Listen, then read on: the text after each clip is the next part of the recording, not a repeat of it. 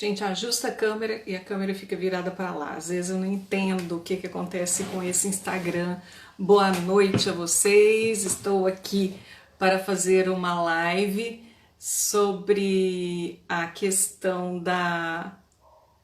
Eu fiquei emocionada porque minha norinha entrou e meu genro entraram, todos simultaneamente. Olha só que gracinha, meu filho entrou, João Vitor, a audiência da galera aí de casa.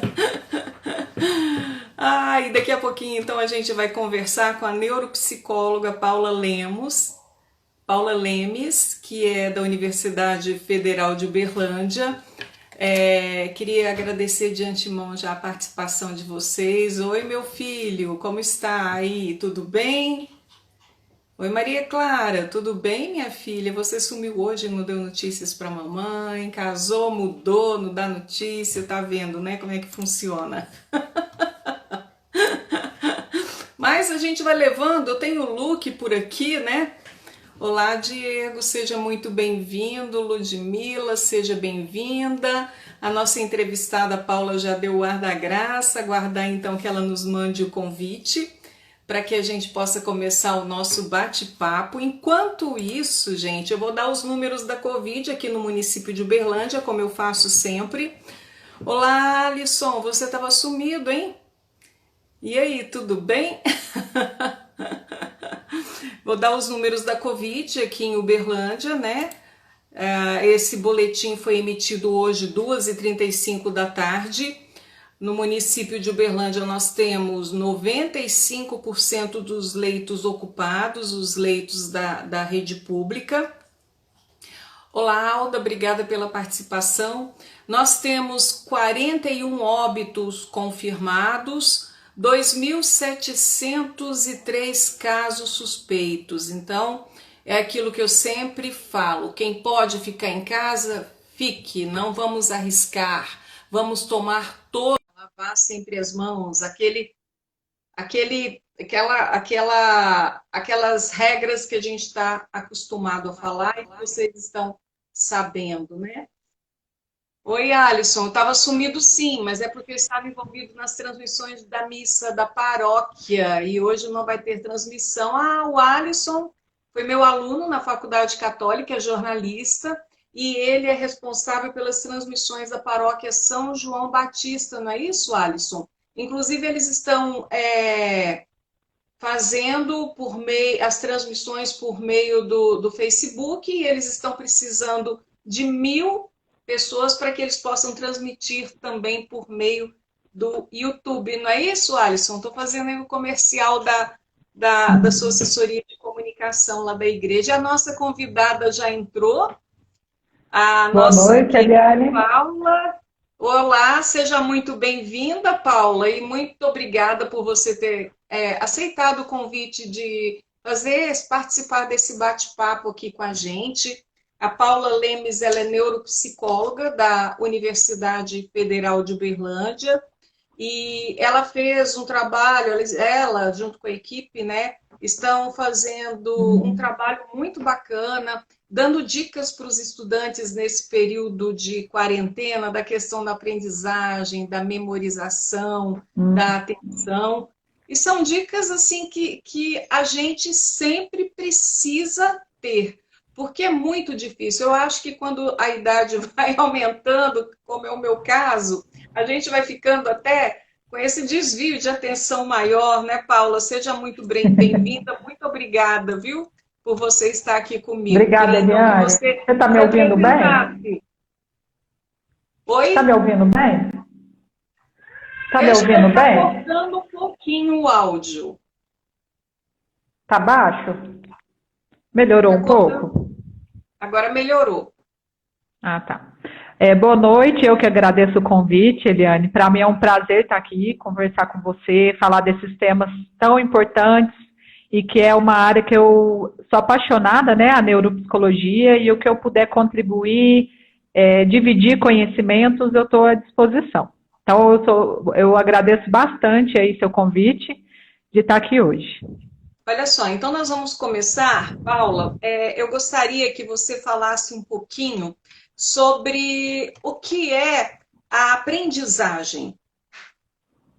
Sim, a aprendizagem, ela é tudo aquilo que a gente traz como bagagem, então aquilo que a gente já vivenciou, aquilo que a gente já teve de experiência, a gente traz conosco, e aí a partir dessa base, né, tudo aquilo que a gente já tem dentro de nós, a gente adquire novas informações, a partir dessa aquisição de novas informações, para a neurociência, a aprendizagem, ela é quando você, então, tem contato com essas novas experiências, com essas novas informações, e a partir disso a gente tem uma modificação na nossa estrutura cerebral.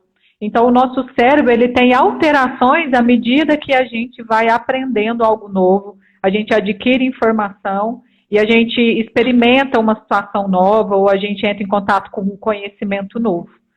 Então, em linhas gerais, a aprendizagem é basicamente isso.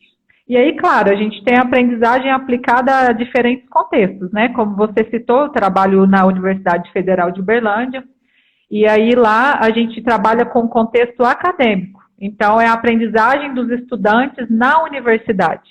É uma aprendizagem em um contexto específico, com experiências, né, daquele contexto, daquele ambiente. A gente tem aprendizagem, por exemplo, as crianças, elas aprendem o tempo todo, elas estão aprendendo a falar, aprendem a brincar, aprendem vários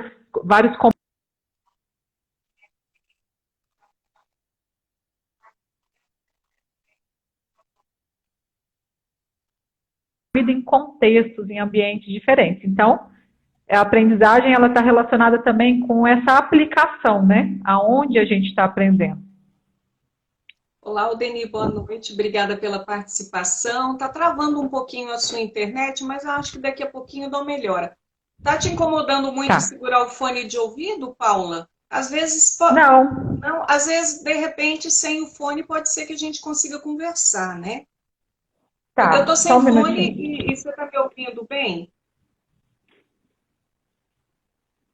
Está travando um pouco a internet da Paula. Vamos aguardar um pouco. Fica melhor. Sim, eu estou te ouvindo perfeitamente. Mas vamos ver se não vai dar eco. Não, tá dando eco. Volta o fone, Paula. Tá dando eco. Sim, é porque às vezes pega o ruído do ambiente e daí dá um pouquinho de eco, mas é natural. Devagarinho a gente vai ajustando, Paula. Só um minutinho, Eliane, que eu vou ver essa questão da internet, tá? Um segundo. Tá, enquanto isso, gente, eu vou falar um pouquinho do currículo da Paula. Ela é psicóloga, graduada pela Universidade Federal de Uberlândia. É especialista em psicologia clínica na abordagem cognitivo-comportamental. É especialista em neuropsicologia, mestre em psicologia, processos cognitivos, também pela Universidade Federal de Uberlândia. É doutora em ciências da saúde, neuropsicologia, também pela Universidade Federal de Uberlândia, atuando principalmente nos temas avaliação neuropsicológica, reabilitação cognitiva, processos cognitivos, neuropsicologia, psicologia do desenvolvimento, transtornos do neurodesenvolvimento. Então, enquanto você afastou um pouquinho aí, Paulo, eu estava fazendo a leitura breve do seu currículo. Então, vamos lá. Você comentou um pouquinho do que vem a ser a aprendizagem. E a gente percebe também, Paula, que na forma de ensinar, a questão da aprendizagem, é claro, ela foi evoluindo, né? Eu comentava aqui ontem com um professor que eu entrevistava do IFTM, que ele falou sobre essa questão de motivação em sala de aula. O que antes para mim era decoreba, hoje já não é mais, né? E é claro que a aprendizagem, ela tem ganhado muito com isso. Sim. Né? Peço desculpas pela ausência, eu fui ali, eu coloquei um amplificador da internet, eu acredito que agora a gente vai melhorar a conexão. Muito bom. Então tá bom. Você falou aí da questão da decoreba, né? Que antes a decoreba fazia sentido e agora não faz mais. E realmente ela não faz mais sentido, mas de certa forma a decoreba, ela nada mais é do que a repetição, né? a gente pega o mesmo conteúdo, a gente pega, por exemplo, uma informação nova e fica repetindo aquilo mentalmente. Essa é a decoreba antiga, né? Eu fico, por exemplo, decorando a tabuada. Eu sou dessa época de decorar tabuada e a professora ia no cantinho da sala com cada aluno tomar a tabuada, né? E aí, quanto que é 4 vezes 3? E aí, isso a gente se preparava com a decoreba. O que era a decoreba? Ficava repetindo até que a memória assimilava que aquele valor vezes tal é tanto. E aí, só lá na frente, quando a gente vai desenvolvendo e estudando mais, que a gente desenvolve um raciocínio do que é o 5 vezes 3, do que é o 4 vezes 2. Né? Essa decoreba, então, essa simplicidade de aprendizagem, nada mais é do que a repetição. A repetição para a nossa memória, para a aprendizagem, ela é muito importante. A gente jamais vai abandonar a repetição, mas ela por si só não é suficiente para a gente ter um aprendizado mais integrado, mais aplicado. Como eu dei o exemplo da matemática, por exemplo, eu não sabia aplicar aquilo. Para que eu estou aprendendo 5 vezes 3? Para quê? Então, eu não tinha uma aprendizagem mais ampla, mais aplicada daqueles 5 vezes 3, por exemplo. Mas, à medida do tempo que aquilo foi se repetindo, aí você vai fazendo contas, você aplica aqueles 5 vezes 3 em problemas matemáticos, em situações cotidianas. A partir dessa repetição com aplicação, a partir disso, a gente aprende efetivamente aquele conteúdo. Então, além da repetição, a repetição ela é muito importante e é comprovado cientificamente de que a gente tem uma melhora da aprendizagem, a gente melhora nosso desempenho com a repetição do conteúdo, daquilo que você deseja aprender. Mas ficar só na repetição realmente limita mais a nossa memória e a gente não vai além daquele conteúdo. Então, eu já começo dando uma dica de como melhorar a aprendizagem.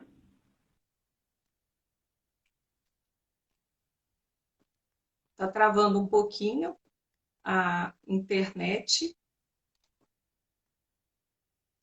Vamos aguardar enquanto a Paula volta. Se ficar travando muito, gente, aí eu recomeço, tá? Aí a gente continua aqui. Se continuar travando, olha só.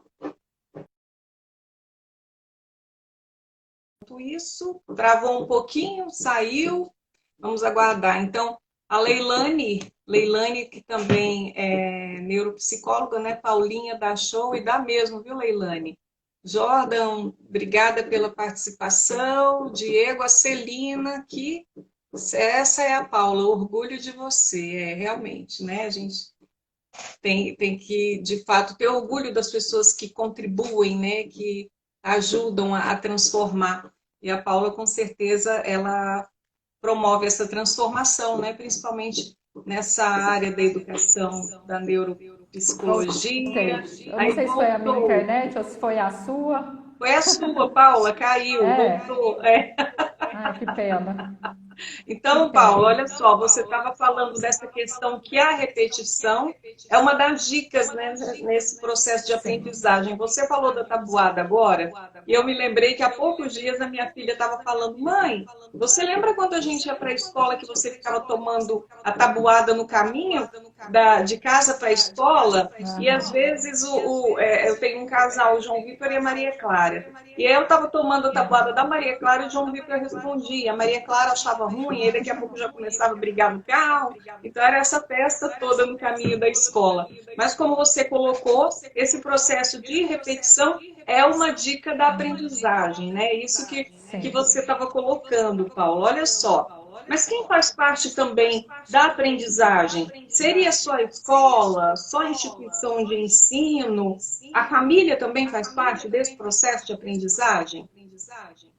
Com certeza, Eliane. Como você mesma acabou de contar do seu exemplo pessoal, né, com seus filhos, a família ela serve para incentivar, ela serve como exemplo, ela serve para várias coisas. E um aspecto que eu chamaria assim seria o motor, seria a cola do aprendizado, é o afeto.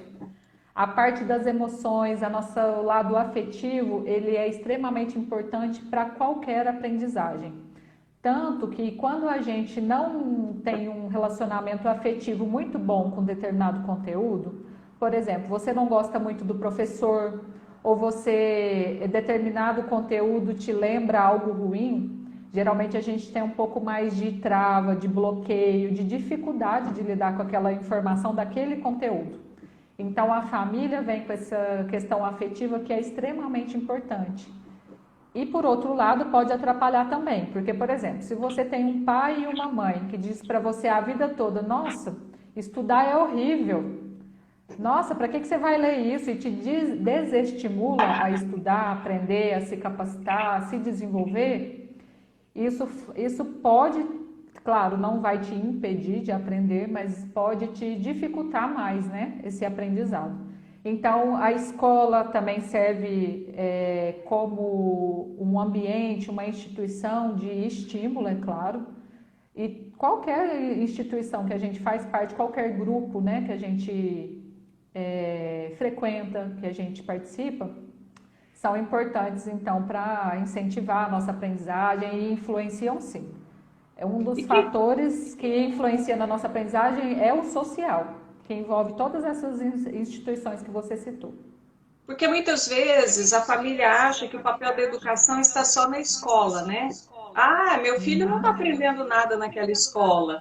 Mas aí os pais não percebem esse esforço que eles devem ter também para contribuir na aprendizagem, né, dos filhos. Falando um pouquinho da questão da rotina, Paula, que rotina você acredita que auxilia no meu aprendizado? Em relação à rotina, uma dica muito importante que interfere tanto no desempenho de atenção, quanto no desempenho da memória, desempenho de vários aspectos cognitivos, é a questão do sono. O descanso ele é muito importante para o nosso desempenho cognitivo. Então, a gente hoje em dia, a gente menospreza muito o descanso, acha que o descanso vem por último, ou, não, eu vou abrir. A primeira coisa que a gente costuma abrir mão hoje na vida moderna e corrida que a gente tem é o descanso. Então, quando a gente vai abrir mão de horas, meu dia está muito corrido, eu preciso abrir mão de algo. A gente dorme mais tarde e acorda mais cedo. É a primeira decisão que a maioria das pessoas toma. E o descanso, ele interfere em tudo, porque nós somos, por mais que a gente está falando de atenção, memória, aprendizagem separadamente, é tudo integrado, né? Nós somos um só, ao mesmo tempo.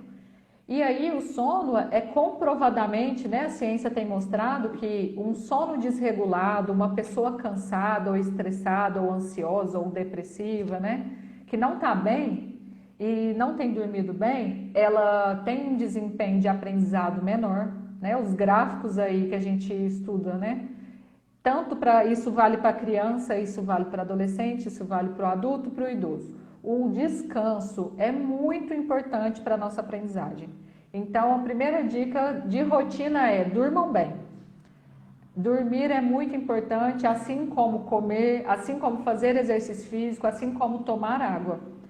O nosso sono ele tem que ser prioridade. Então, a primeira dica e muito importante é essa. Segunda, de rotina, fazer exercício físico. A gente sabe que para a gente ter uma boa saúde mental, a Organização Mundial da Saúde, ela recomenda 150 minutos de atividade física por semana. Sim. Isso dá uma média assim de 3 vezes de 50 minutos, né? Pelo menos 3 vezes por semana. E aí vale caminhada ao ar livre, corrida, zumba. Particularmente, eu gosto muito de zumba, fit dance, adoro dançar. Acho prazeroso e ao mesmo tempo exercita o corpo, né? Um exercício aeróbico. Pilates, o que você gostar, mas é importante ter essa rotina de exercício físico. Tudo isso parece não estar relacionado com a nossa mente, mas está diretamente relacionado com o nosso bem-estar, com a nossa saúde mental. E qualidade de vida, né? Consequentemente. Ou seja, você já deu aqui pra gente 3 dicas, hein? Repetição, descanso e atividade física. Gente, vai anotando aí, viu? São dicas de ouro para você melhorar o seu aprendizado. Aí, o que pode, então, atrapalhar a minha aprendizagem? Nossa, diversas coisas, né? O que pode atrapalhar a aprendizagem? Como eu dei a dica, tem que fazer exercício físico, a gente precisa de um bom descanso, o contrário atrapalha a aprendizagem. Se a gente vive dormindo mal, deixa para, por exemplo, eu preciso estudar para uma prova, eu preciso fazer um trabalho, eu preciso de fazer qualquer atividade que envolve atenção, que envolve memória, né? Que eu preciso aprender para aplicar aquele conhecimento. Então vamos pensar numa situação, eu vou fazer o vestibular, ou eu vou fazer uma prova na faculdade, ou eu vou fazer uma prova na minha escola. Estudar de véspera é a pior fria que alguém pode tentar fazer para aprender e aplicar no dia seguinte. Alguma coisa você vai aprender, você vai levar algum conteúdo para o dia seguinte. Mas primeira coisa, você vai ficar extremamente estressado ou estressada, você vai ficar com a cabeça muito cheia de informação e você não vai dar tempo suficiente para o seu cérebro consolidar essas novas informações e gravar elas na sua memória, que a gente chama memória de longo prazo. Essa memória de longo prazo é aquela em que você guarda um conteúdo hoje e daqui algum tempo, daqui uma semana, daqui um mês, daqui um ano, você lembra daquela informação novamente. Então, depois de passado algum tempo, a nossa memória de longo prazo é essa que dura ao longo do tempo. E aí essa que a gente estuda de véspera, ela fica na memória de curto prazo, não é suficiente para gravar realmente na nossa memória. E aí a gente fica com aquela impressão de, nossa, eu estudo, chega no ano seguinte, eu viro de ano na minha escola e parece que eu não estou lembrando de mais nada. Nem parece que eu aprendi alguma coisa, né? Então, essa questão do estudar de véspera é um hábito muito ruim.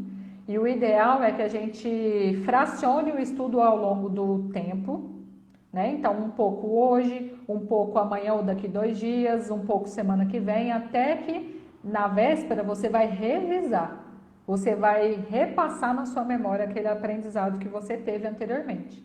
E aí, outra dica também é das pessoas usarem os sentidos, né? Os órgãos do sentido diferentes.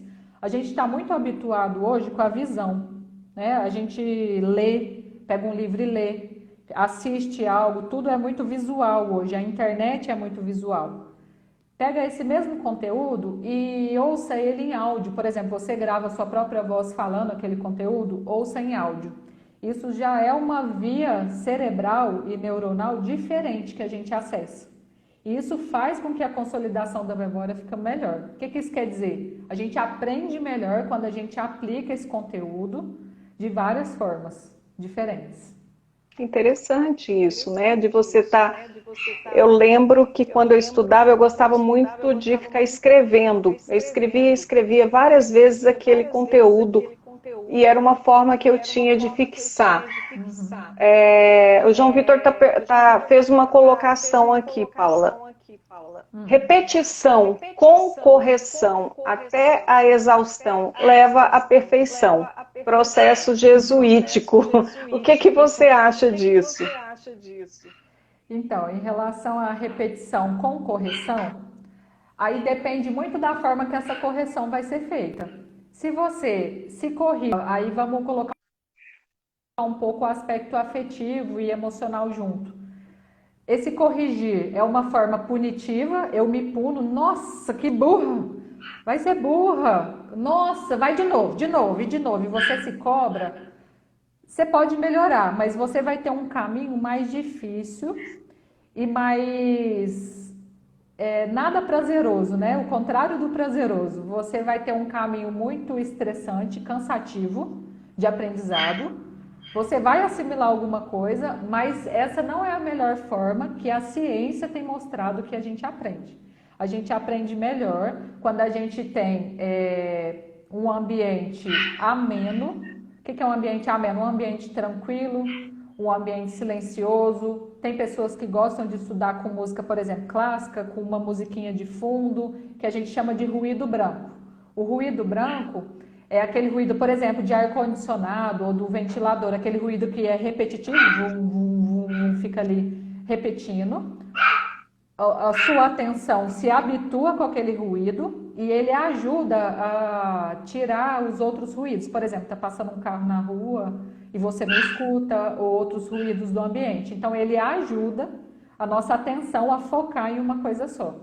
Então, essa correção, se é feita, por exemplo, por um professor que você gosta muito, ele está te auxiliando, você está pegando uma monitoria, ou é um colega que está te ajudando, ou é o seu namorado, sua namorada, seu marido, um filho, uma pessoa que você gosta, está fazendo de uma forma mais tranquila, provavelmente você vai aprender mais rápido, de uma forma mais tranquila, com essa correção. Essa correção ela é muito importante mesmo, mas tem que tomar cuidado a forma que ela é feita. E realmente pode levar à perfeição do desempenho. O João Vitor tem razão em relação à colocação dele. Eu concordo com ele. Mas eu defendo que seja, de acordo com a ciência, de uma forma mais tranquila. A Celina está perguntando aqui, paixão atrapalha? Atrapalha o quê? A aprendizagem? Eu acredito que sim, né? Porque ela em colocou relação à parte afetiva intensa, né? Eu acredito que seja, Paula, porque ela só colocou assim, paixão atrapalha. Quem que falou isso? Celina. Eu acho que eu não falei boa noite para todo mundo que foi entrando depois, então boa noite para todos aí que estão nos assistindo. Muito obrigada por estarem aqui. É um prazer muito grande poder compartilhar um pouquinho dos conhecimentos que eu tenho estudado ao longo dos anos aí com todos. E muito obrigada pela participação, pela presença de todos. E em relação à paixão, né? O que acontece, que eu acredito que seja a pergunta? Quando nós estamos apaixonados e a gente tem alguém, né, que fica muito na nossa cabeça, isso capta muito a nossa atenção. Quando a gente tem um estímulo no ambiente extremamente prazeroso, que me traz bem-estar, o nosso cérebro, a gente brinca na neurociência, que na neuropsicologia também, né, que é uma área aí que estuda a neurociência, que o nosso cérebro ele é viciado em prazer. Se ele é viciado em prazer, tudo aquilo que me causa prazer, ele vai querer de novo, ele vai querer repetir. E a paixão, quando a gente se apaixona por algo, não necessariamente por uma pessoa, mas eu posso me apaixonar por um esporte, ficar viciada no esporte, eu posso me apaixonar por leitura, eu posso me apaixonar pelo meu cachorro, pelos meus filhos, o que for. A paixão, ela captura, então, nossos circuitos neurais da atenção. A nossa atenção fica inteira naquele objeto de paixão, né? Então, a gente só pensa naquilo ou naquela pessoa e o nosso pensamento fica naquilo. E aí você precisa aprender e não para de pensar na pessoa.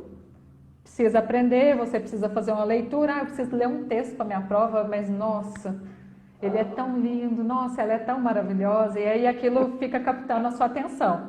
Então, é o que a gente chama, eu chamaria de uma atenção alternada, é um tipo de atenção, né? E aí a gente fica alternando entre uma atenção dividida. A gente alterna entre a tarefa que eu preciso fazer, que nem sempre é tão prazerosa quanto pensar na pessoa amada, e aí essa atenção fica se dividindo. Isso pode diminuir o desempenho, porque se a nossa atenção está inteira tomada, o foco dela, em um lugar específico, que é uma pessoa, ou um objeto, ou uma ação, né, um esporte, pode sim diminuir seu desempenho cognitivo. Porém, isso não quer dizer que isso está te fazendo mal. O ideal é equilibrar isso com o tempo. No começo vem aquela paixão, né, todo aquele interesse, mas trazer um equilíbrio para a sua rotina, de forma que você possa dedicar para pessoa amada, né, para o que você é apaixonado ou apaixonado, e para as tarefas que você precisa fazer. Então, uma dica, né, quando você está apaixonado, para manter seu aprendizado, transforme o aprendizado em algo prazeroso também. Porque se for algo chato, repetitivo, monótono, você só vai pensar na pessoa, né? Ou naquilo que você está apaixonado. Então, torne prazeroso e, se possível, estude com a pessoa que você está apaixonado. Melhor ainda, né? A Leilane fez uma observação sobre esse tema. Deve concorrer a paixão com o conteúdo.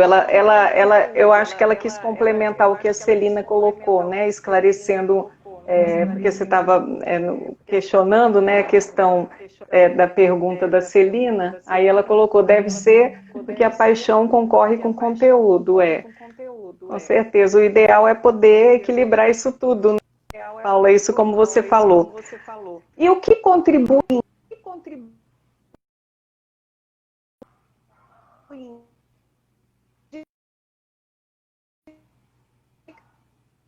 que você usar um Eliane, travou aqui para mim. Tá travando, agora voltou. Tá.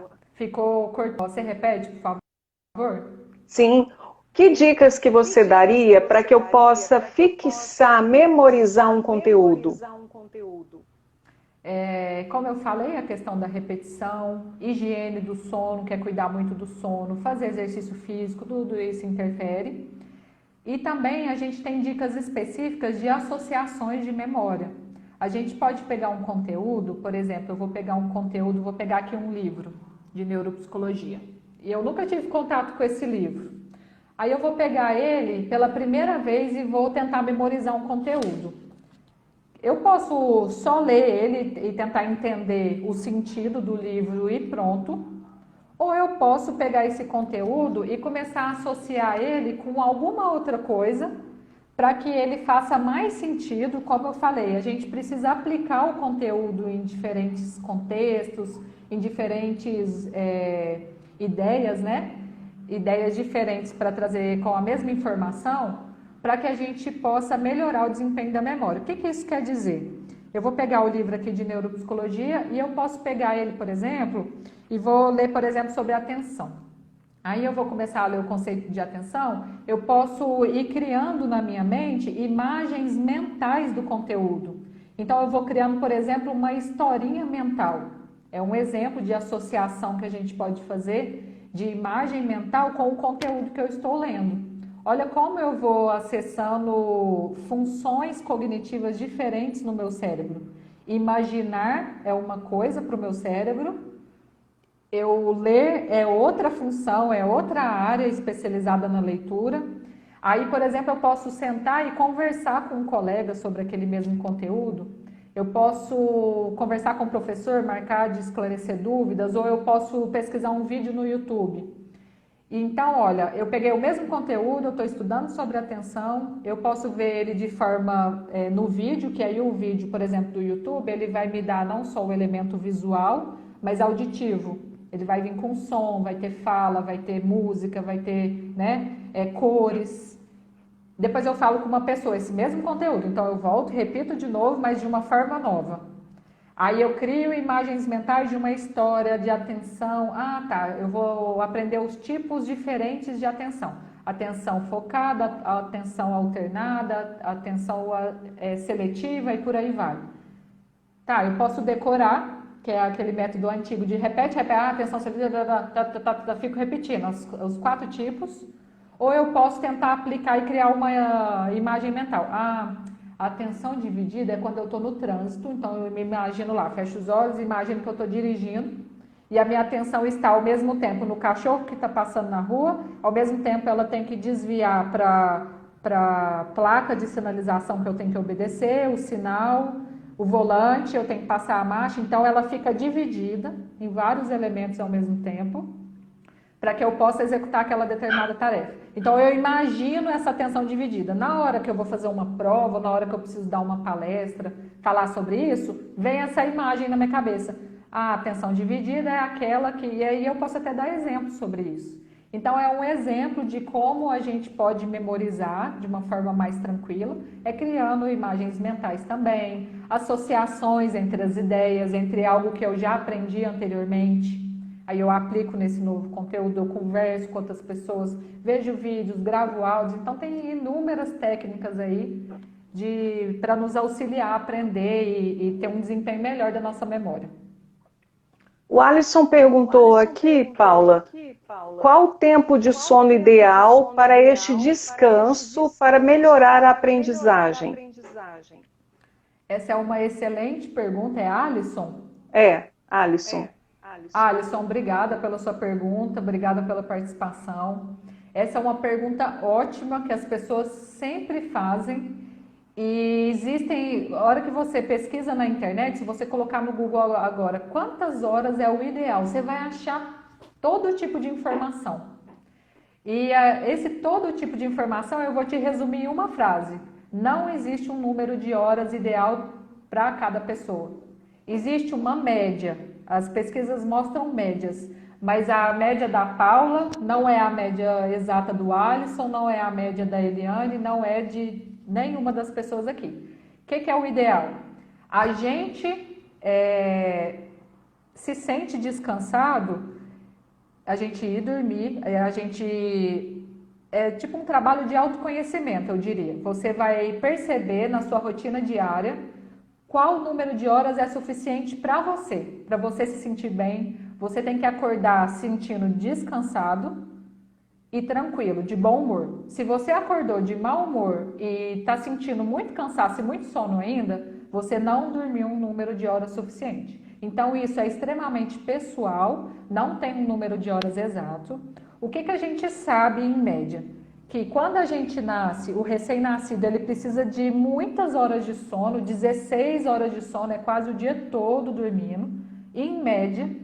Aí as pessoas pesquisam isso, né? Antes de ter filhos. Nossa, meu filho, eu sei que ele vai dormir muito.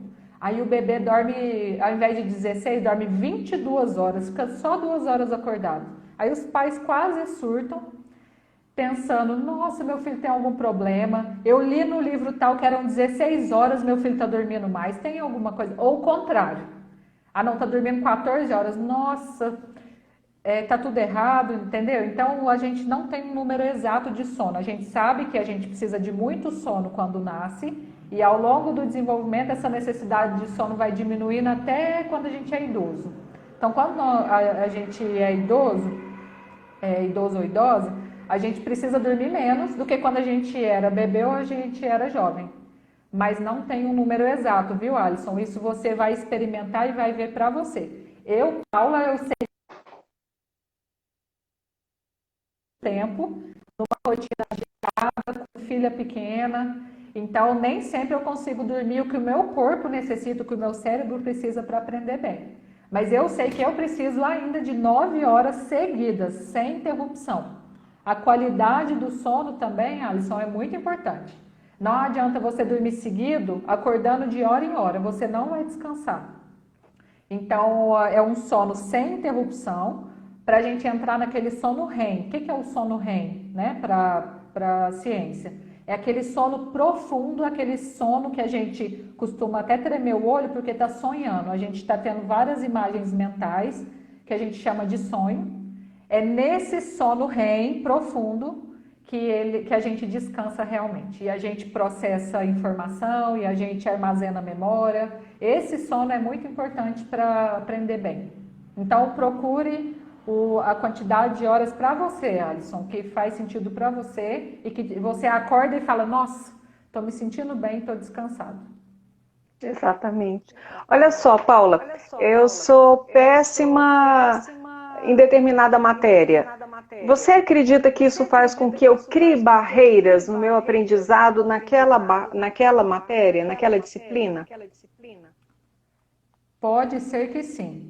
Ir mal numa disciplina não quer dizer que a gente não vai aprender.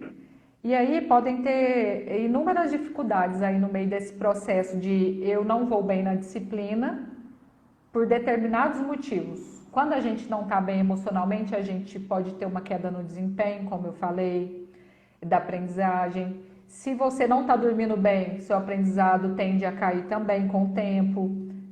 E não dormir bem não é uma noite que eu dormi mal.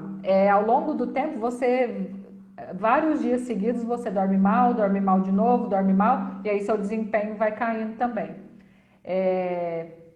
E também tem um processo que eu acredito que a gente vai falar também, que chama autossabotagem. O que é essa autossabotagem? autossabotagem, né? Eu mesma me saboto. O que isso significa? A pessoa, ela desenvolve ao longo do tempo, ela vai tendo um fracasso, aí ela vai mal na disciplina, aí ela vai tentar estudar já com medo de que ela pode ir mal de novo, aí esse medo do desempenho, que ela pode ir mal de novo, já atrapalha ela, então é uma crença que ela desenvolve a respeito da aprendizagem, daquele conteúdo específico. Por exemplo, eu não gosto de química, não é verdade, tá? É só um exemplo.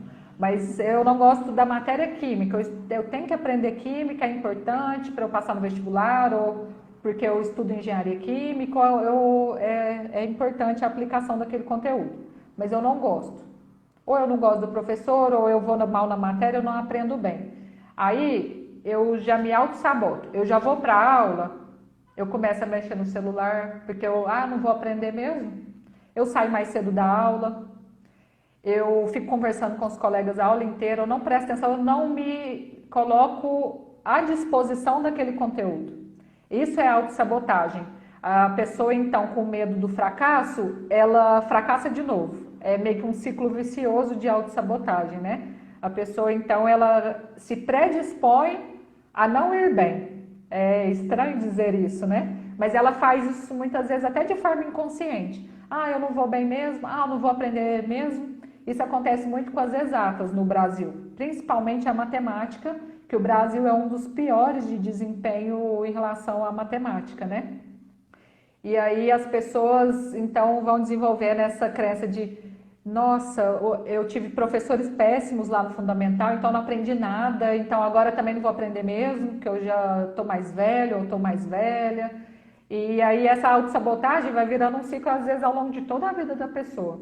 É importante, então, que a gente perceba esse ciclo e, tendo consciência dele, a gente já começa um processo de mudança em relação à aprendizagem específica, né?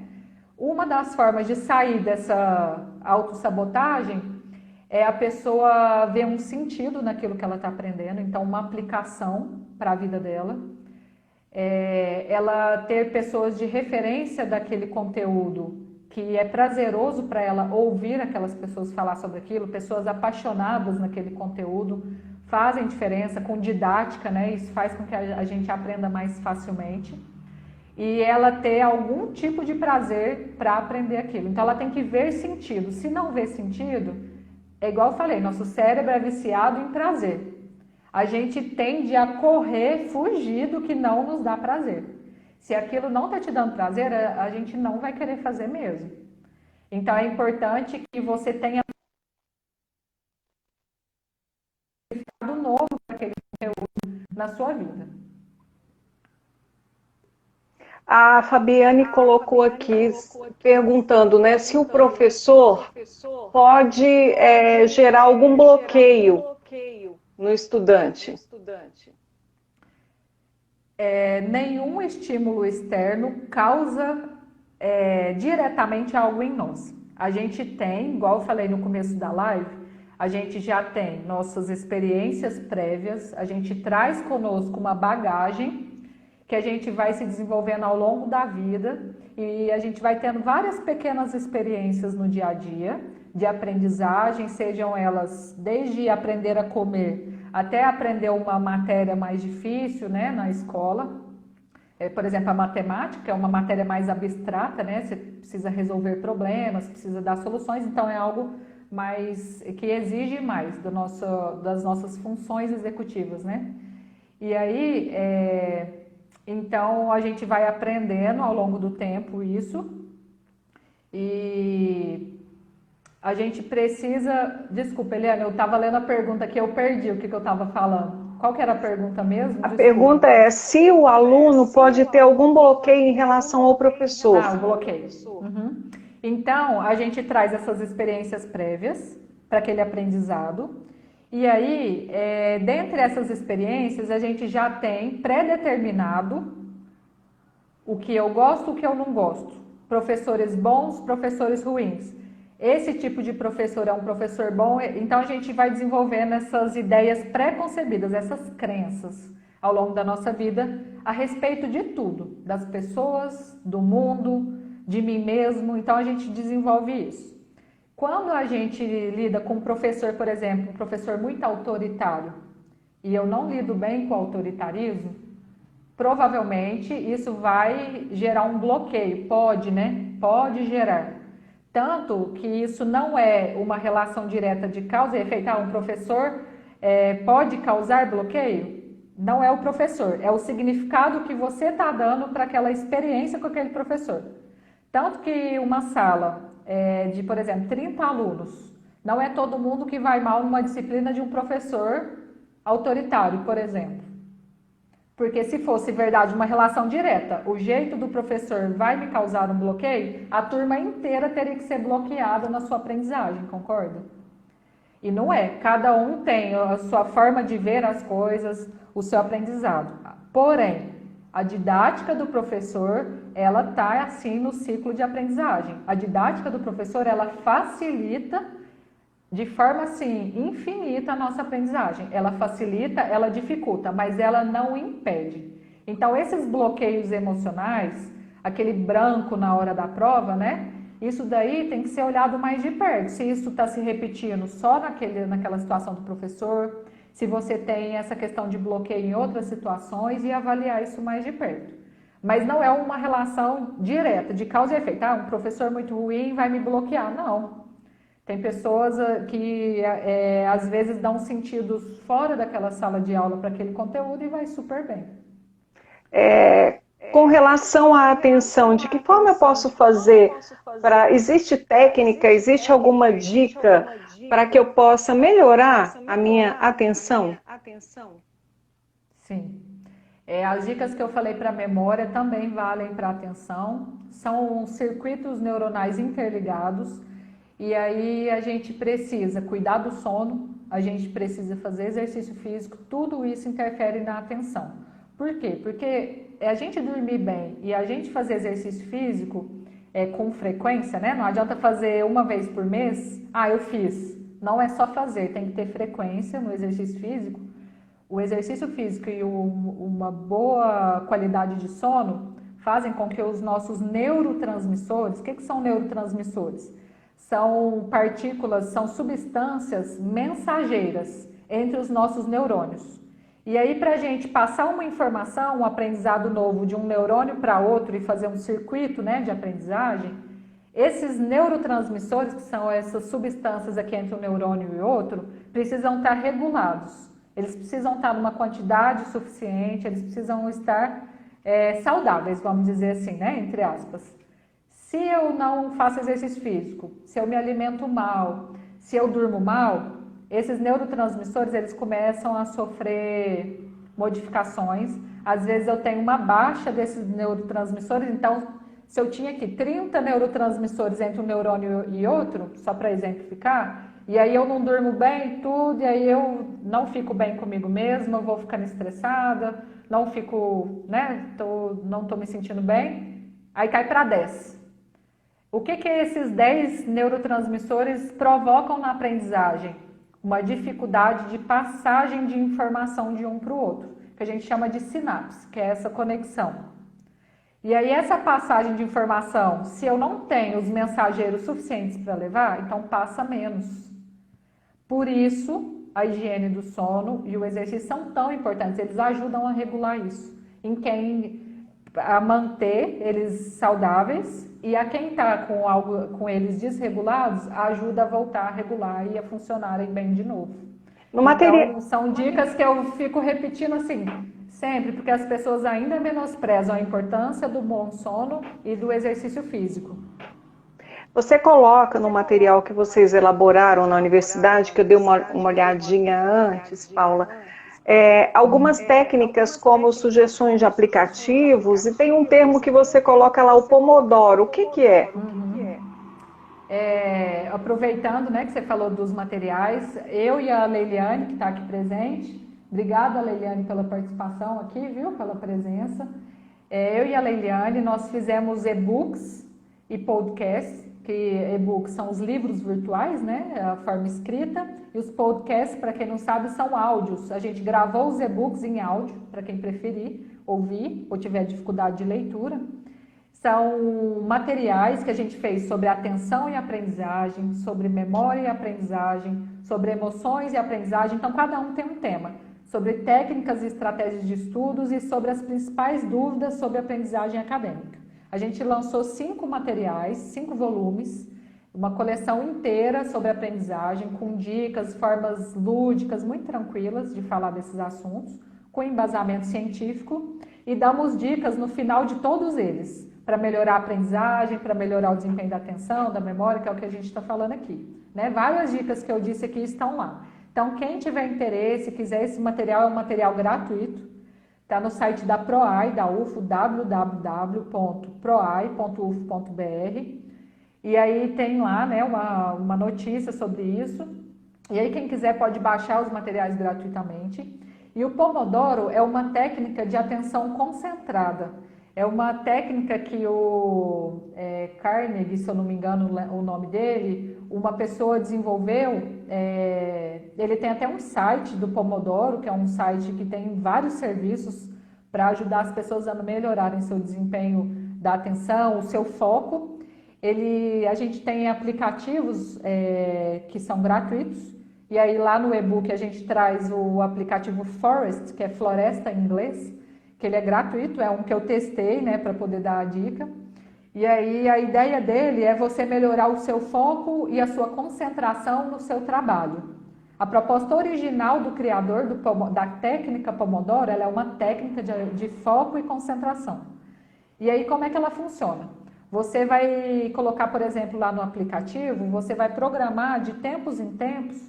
Eu vou, por exemplo, o livro que eu citei, né? Eu vou ler o livro pela primeira vez. E eu preciso de concentração, eu quero focar nesse livro, eu quero melhorar meu desempenho. Como é que a técnica Pomodoro funciona? Você pode programar o alarme do celular também, não precisa baixar o aplicativo. Mas tem pessoas que preferem porque ele faz por si mesmo, você não tem que ficar programando nada, você só coloca o tempo de intervalo. Então, eu vou colocar aqui daqui 10 minutos de leitura, o alarme vai tocar e eu vou dar uma pausa de 5 minutos, por exemplo. Essa pausa você programa também. Eu vou dar uma pausa, vou tomar uma água, vou respirar um ar puro lá fora e volto.